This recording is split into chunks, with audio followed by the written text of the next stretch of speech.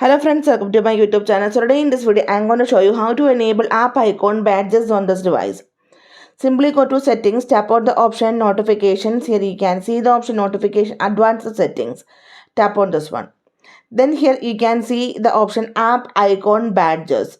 You need to enable this feature.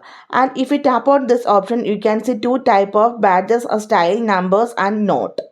So according to your choice, you can select numbers or dots.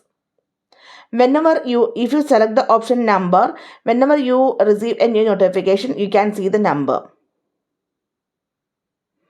Let me show you. Here you can see here you can see three messages are there. On the message application, there is number you can see here. If I select dot, if you go to here, you can see there is dot. Instead of number, they are showing dots.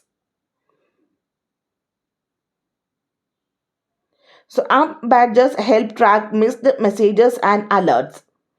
So simply in this way we can enable app icon badges on this device. So hope you guys enjoy this video. Thank you for watching. Thank you. Bye bye.